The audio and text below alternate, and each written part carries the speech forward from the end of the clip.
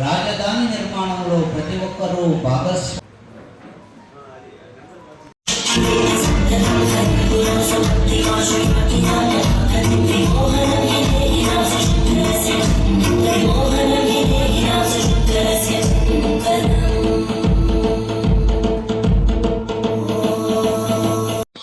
ఈ కృష్ణా జిల్లాలో జన్మించాడు.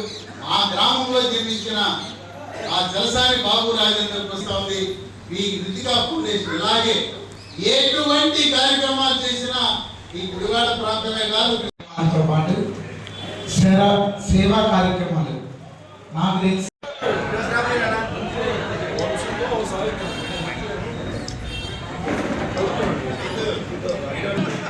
అవార్డు తీసుకుంటున్నటువంటి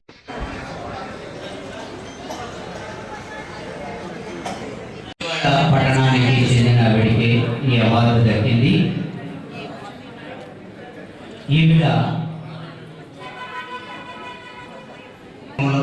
అధ్యక్షులుగా ఉండి శ్రీ వెంకటేశ్వర గానామృతం అనేటటువంటి విశేషమైన స్వామివారి కళ్యాణ మహోత్సవంలో కొన్ని వందల చోట్ల ఆవిడ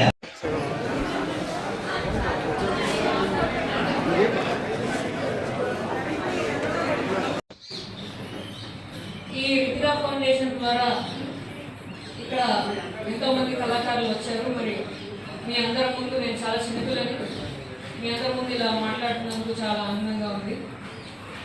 సార్ అంటున్నట్టు ప్రతి కళలో అసలు మాకు చాలా వరకు ఏం తెలియదండి. ఏదో ఇన్స్టాగ్రామ్లో 2 చూడడం బయటకు పడడం సరిపోతుంది.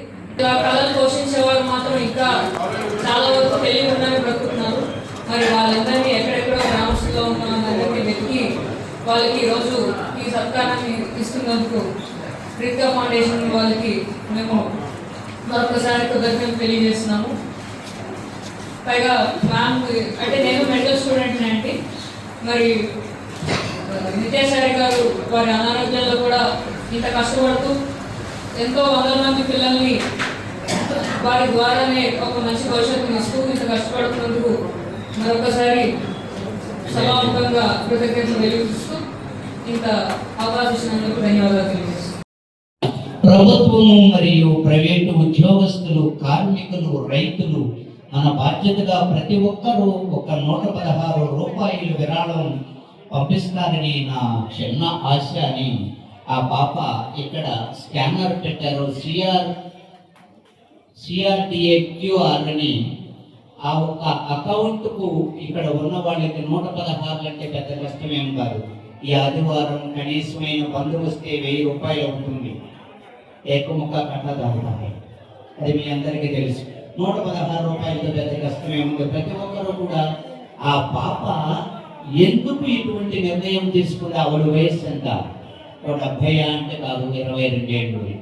ఇప్పుడు ఆవిడ ఒక వైద్యురాలిగా 2వ సంవత్సరం 3వ సంవత్సరము వైద్య విద్యార్థినిగా ఉంది. కాబట్టి ఆ పాప చేపట్టినటువంటి కార్యక్రమం అందరము కూడా చేయగలుగుతాము. నిజంగా ఒక్కసారి ఆ పాపకు అందరూ కూడా సపోర్ట్ చేద్దాము అని మనసారా కోరుకుంటూ ఆ QR కోడ్కి 116 రూపాయలే సహాయం అడుగుతోంది ఈ పాప.